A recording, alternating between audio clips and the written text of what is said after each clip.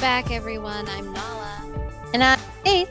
and this is the Sirens Den breakdown theories and things you may have overlooked for episode 5 of The Falcon and the Winter Soldier. I was just told that you can sing this title to the tune of Teenage Mutant Ninja Turtles, and now I can't think of anything else. This episode is called Truth, and wow, what a wonderful episode it was. Truth is also the name of the Isaiah Bradley comic where we're introduced to his character. And Nice. what what a good episode it was. It was, I think, some of the strongest storytelling of this show so far. And Mm-hmm. also just I talked a little bit on the last episode how I think this is one of my favorite Marvel just the cinematography and even art direction that I've seen, and I think this really hammers that down. So we're going to be doing this episode a little bit differently. We're not going to do the exact play of the episode. We're going to be talking about it a little bit more generally, a little bit more just casually, and just talking about mainly just the biggest highlights of the episode. So this is your official spoiler warning for the episode. Yeah. Uh, so first off, that fight scene between John Walker, Sam, and Bucky that started off the episode, immediately from the tales of John Walker just murdering someone. They meet up with him in a warehouse. It's very reminiscent of Civil War, and they just have one of the best coordinated fight scenes in Marvel, I think. But also just oh man, it was an emotional fight and also one of the most beautifully shot fights. Absolutely. It was a great way to start off the episode. Already just action right off the bat. It was also just a little heartbreaking, just to see how damaged John has become. He's gone full crazy at this point. He has Yeah. broken down, and he obviously can still see the blood on his shield. And when Sam comes in, he doesn't come in guns blazing. He comes in wanting to talk to him. You know, Same Cap thing. always tries to de-escalate the situation before resulting to violence. Yeah, he also kind of remembering that his whole thing was that he was a therapist. He did sessions for soldiers who were coming back home with PTSD, which this guy definitely has. And also Mhm. kind of is a throwback to what we were talking about earlier in the episode, or not earlier in the episode, just a couple episodes ago, where they were all worried about him going in facing a super soldier alone, just talking to him. And he was like, no, she's emotional right now. She can be reasoned with. And kind of him having that Mhm. exact same approach for John Walker, which really kind of goes to show that, like, what man, Sam has empathy for everybody. Yeah, he does, which makes him a great candidate to be Cap. This fight scene was awesome. A lot of really wonderfully choreographed, wonderfully shot scenes. Sam and I loved the game that they played with the shield. The shield was obviously the focal point of the scene. Them always fighting for control over it. That was fun to see, but obviously my favorite part was the ending of the fight where Bucky just decides to hit one dude with another dude. And it was just really fun to watch because Sam also just ran at John Walker full speed with the shield, knocking the wind out of him. Yeah, they ended the fight by having to break his arm and get that shield off of him. Like, Mhm. oof. Oh, when he had Sam pinned and yanked the wings off of him. Ugh. Wait, when I, did I this really felt happen? for Sam in that moment. And especially because that was also really visceral. One of the things that, and it's also why I get so mad when people are like, Marvel and action, is that action can be such a really compelling storytelling device when it is used correctly. One of the things that I think Marvel does well, has always really done well, um, is that they've understood that it's not necessarily about the fight, it's about the people behind the fight. Like, this was a really cool fight scene, but it would have been meant nothing if we weren't so emotionally invested in these characters. Because one of the things that I really like about a good fight scene is that it is kind of that emotional changing point and that emotional breaking point.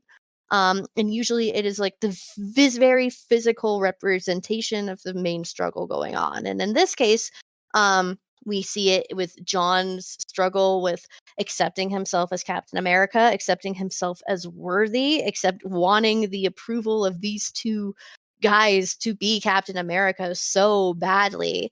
And then on like the flip side of things, like you have Sam and Bucky fighting freaking Captain America who just killed a guy in cold blood. This is something that has been Mhm. kind of driving a wedge between them up until this moment.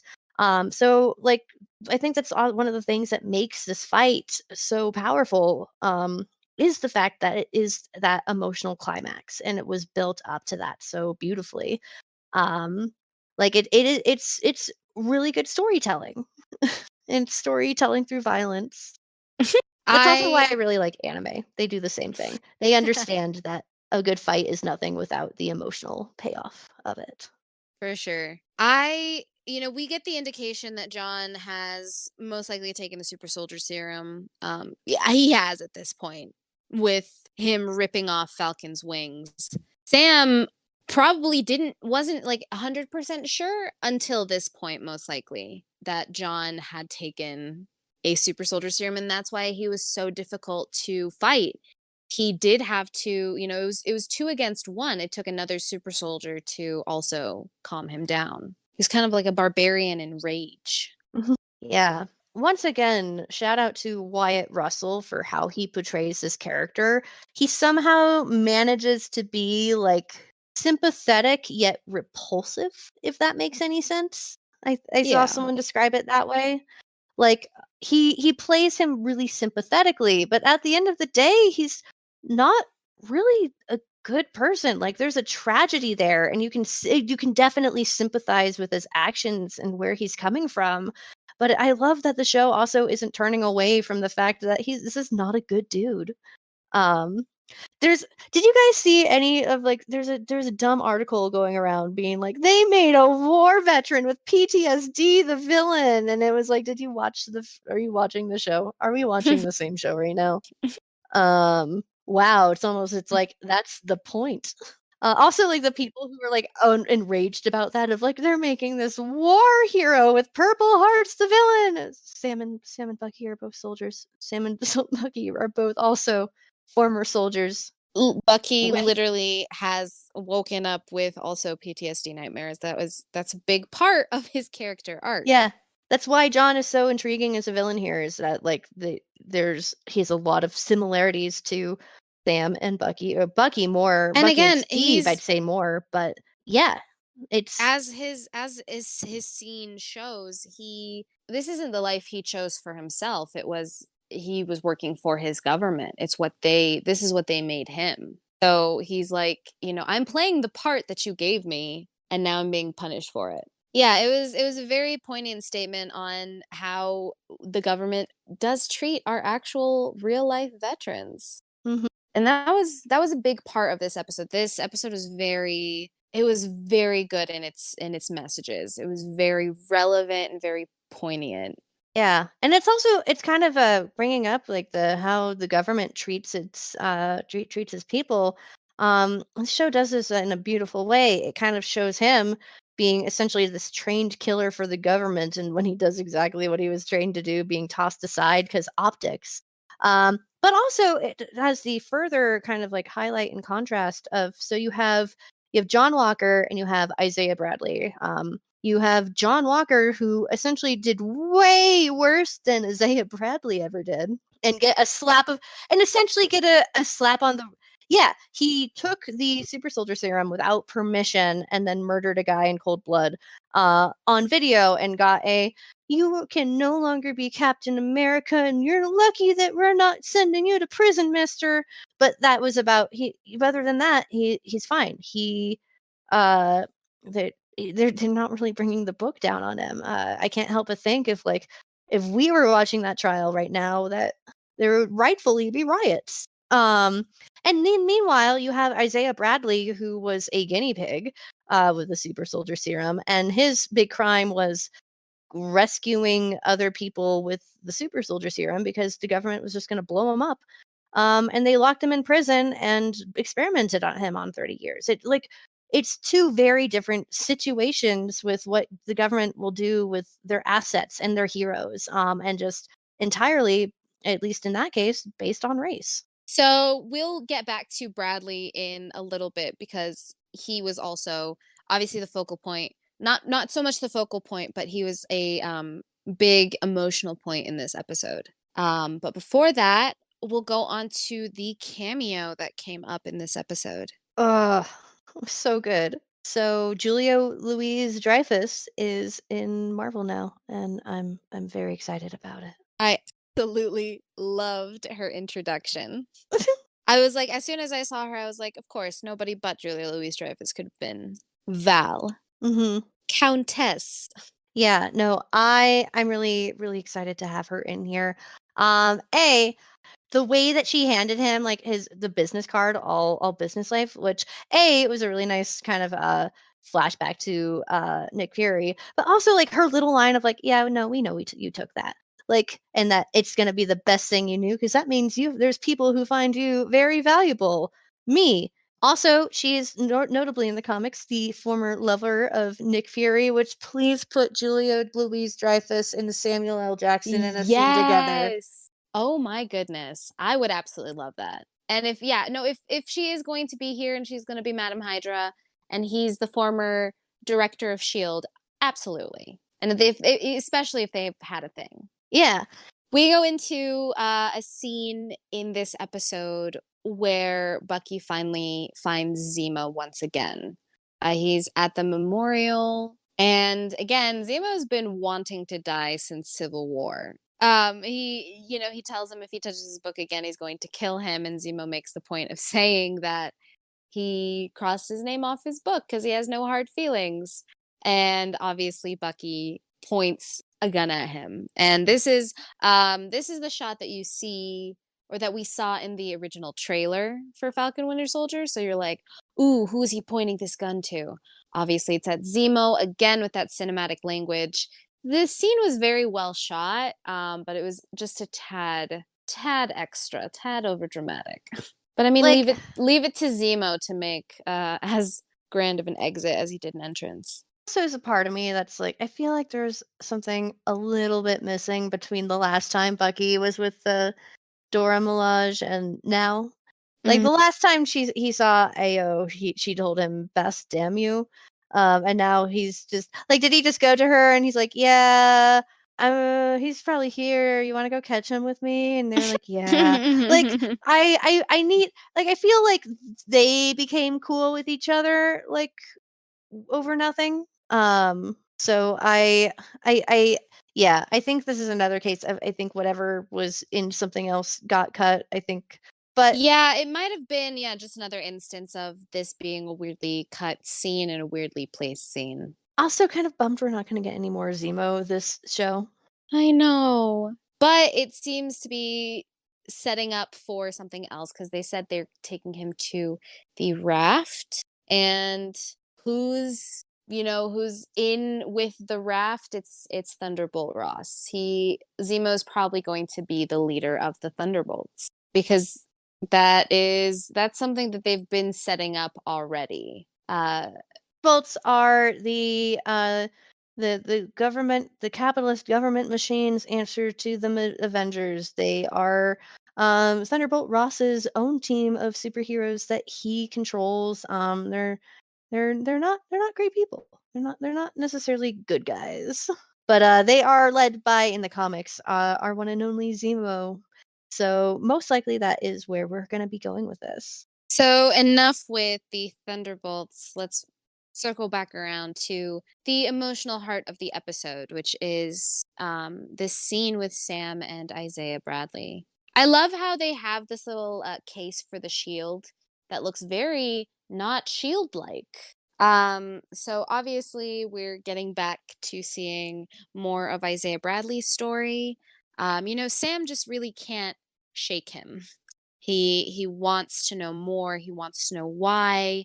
Isaiah never took up the shield himself. And we get a really tragic story that was rooted in a lot of, what has actually happened in history and what's currently going on right now. Yeah.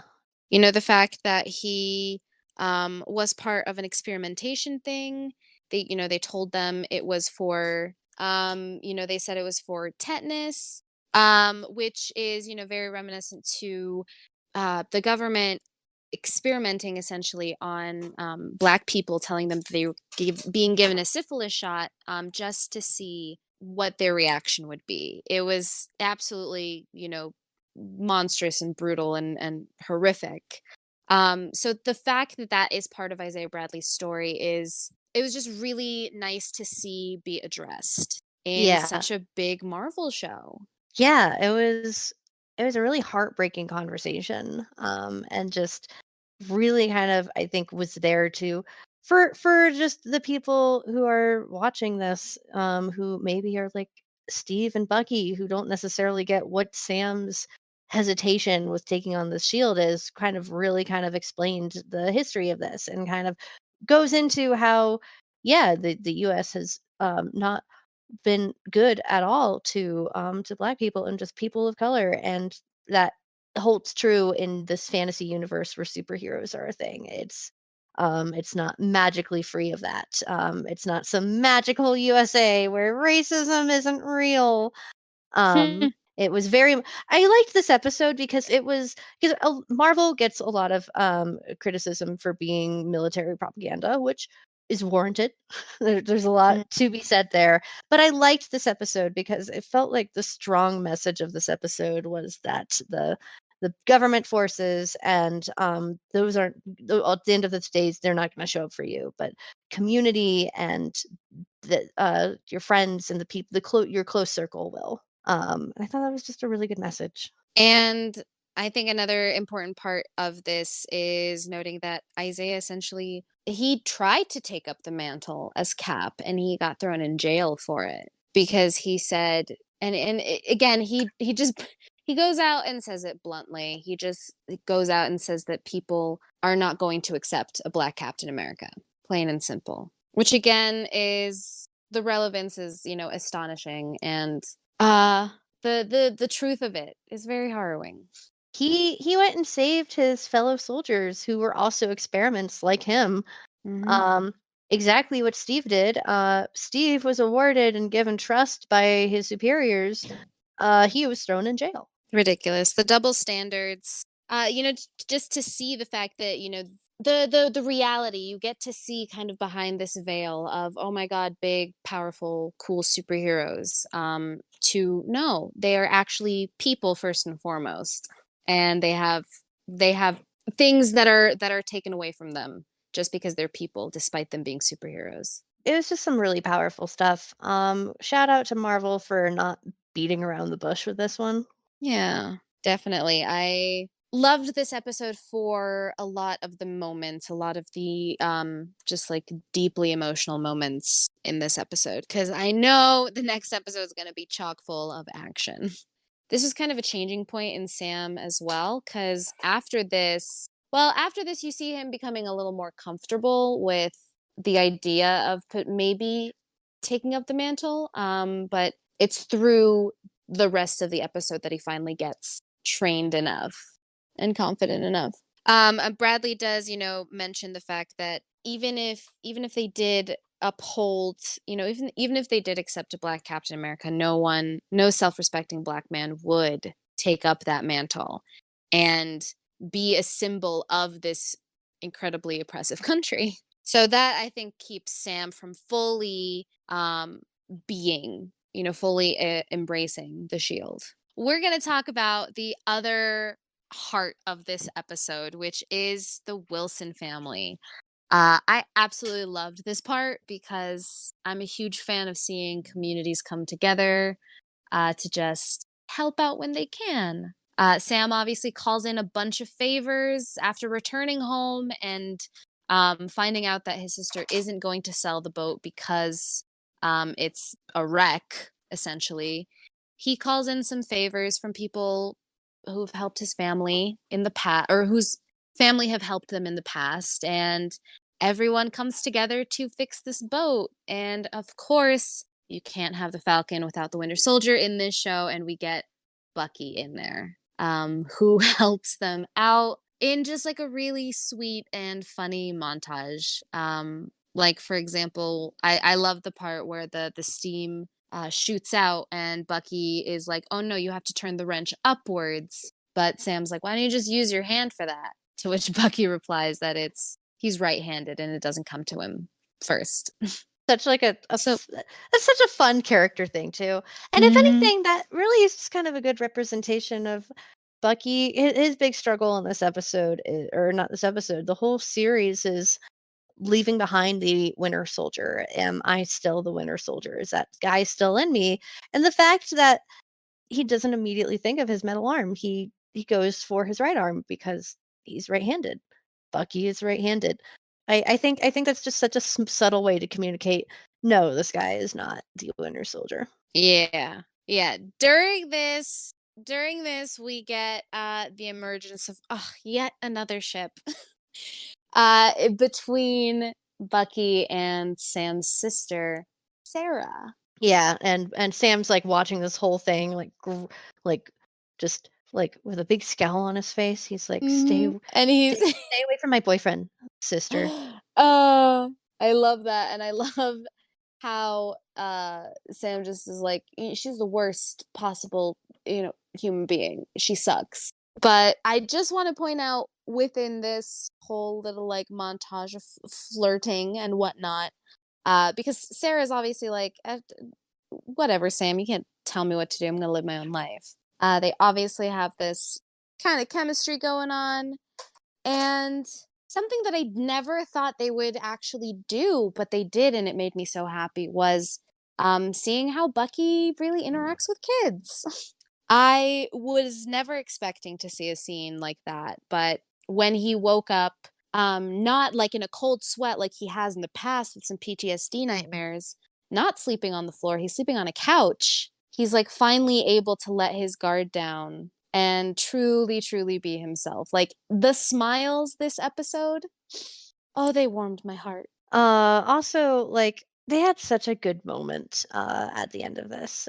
They had just this beautiful heart to heart, where, uh and I saw there's some people going around being like, uh, that was some terrible writing, and it was like, "Bruh, have you never seen 2 adult men have a mature conversation with each other?"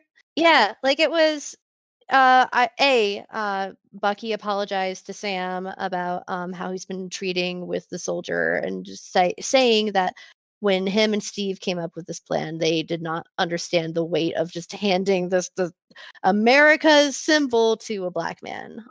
They Mhm. did not understand what they would be doing to him, and like that kind of the situation that they would put for him. And Bucky genuinely apologized for not understanding and said sorry for that. Which so good. We love that. We Um, love that. and then Sam, offers him some tough. I like that also, that the fact that, Sam didn't just give this advice unsolicited.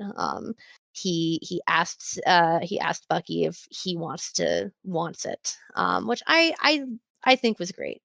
I think again, kind of that they're having this very mature conversation between 2 mature adults, especially one of those adults being, um, someone who really does understand PTSD and what needs to happen there, and the other one being someone who's working really hard to be the best person that he can be.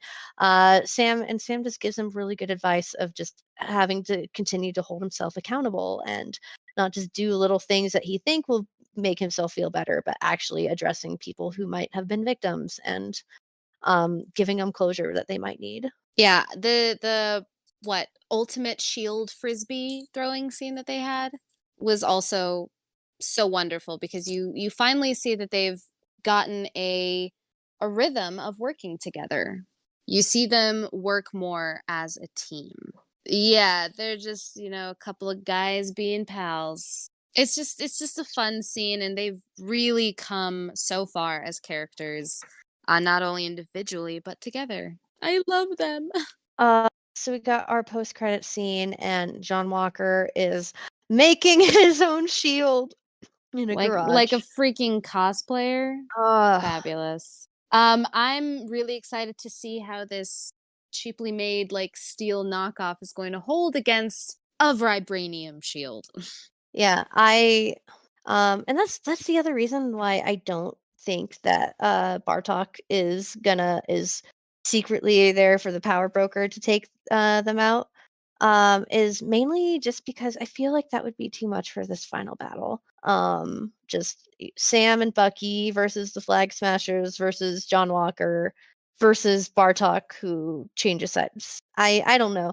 I mean, granted the show's been awesome with action so far. So if anything could pull it off, they would. But I also feel like Bartok would like I feel like that's way above his pay grade. I feel like he'd be so yeah, I can't wait to see how this fights. Final do we do okay, so last episode's coming in.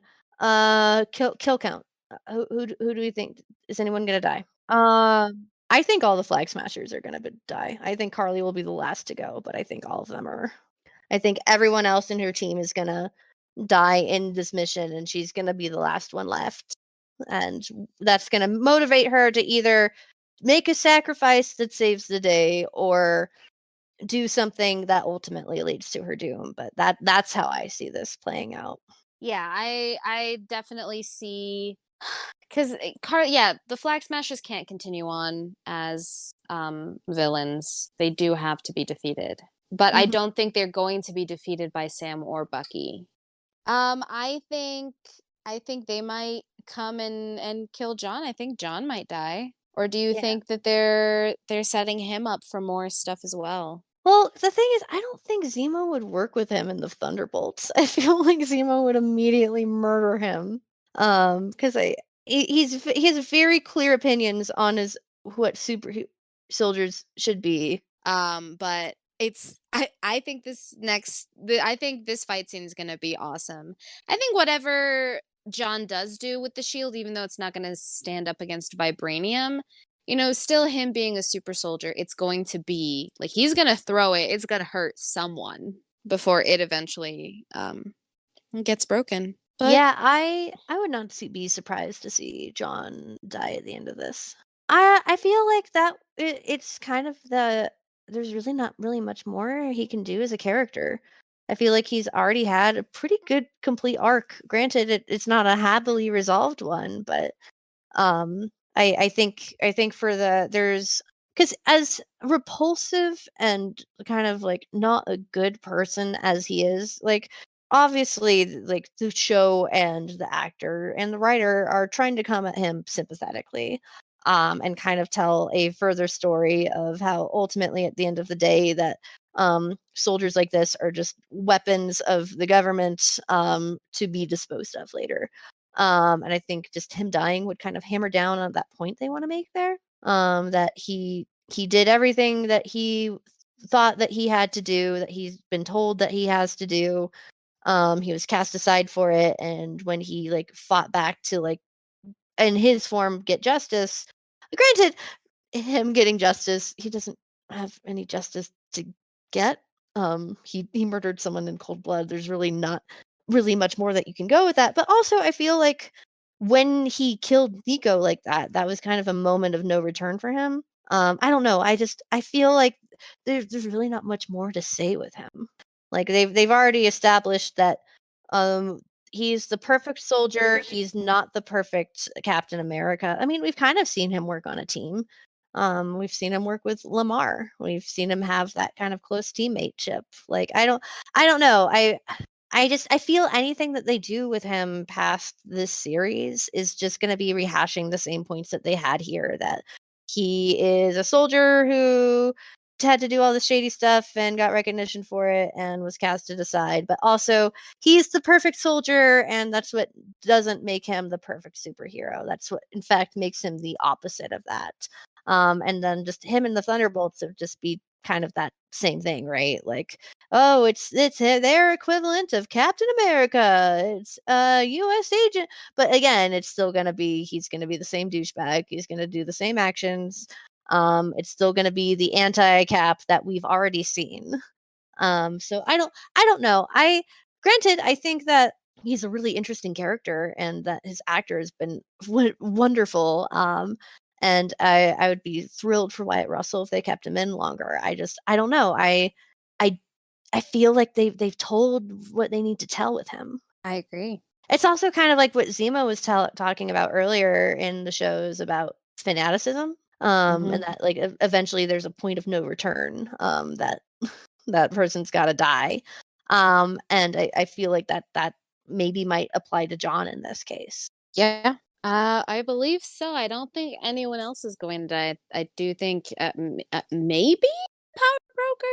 Maybe if it's, Countess Val, but if it's not, yeah, those are the only 2 I can think of, I did hear or she's only supposed to few. show up in Black Widow, or was supposed to. It's also I feel like it's not a mistake that, like, the other people who've had the Madam Hydra moniker have been the leaders of Madripoor. Like, I feel like Madripoor was very specifically brought in, and it wouldn't be the first time that, Marvel kind of took a character and just kind of made him an amalgamation of a bunch of other different characters and concepts. That was fun, but tune in next episode as we discuss the final episode of this awesome show, which I'm so excited to see, but not excited to talk about. Not excited for it to be over. I'm gonna cry. I know I'm gonna cry ugly tears. Oh, for sure. I really do hope though that we get what we got with WandaVision. Well, actually I think we are guaranteed gonna get it. The making of documentary that they Oh, did at the end yeah. of this. We are, yeah. I'm so excited to see how specifically they did all these fight scenes, especially that one in the first episode, when they're going through from plane to plane to plane to plane. Yeah, that's gonna be so fun. With the base jumpers? Ugh. So, as always, tell us what you thought of episode 5 in the comments or send us an email at sirensdenpodcast@gmail.com. Thank you to Ty, our producer, and Sean Thomas at buzzstudio.com for our theme song. We'll catch you next time. Bye! Bye!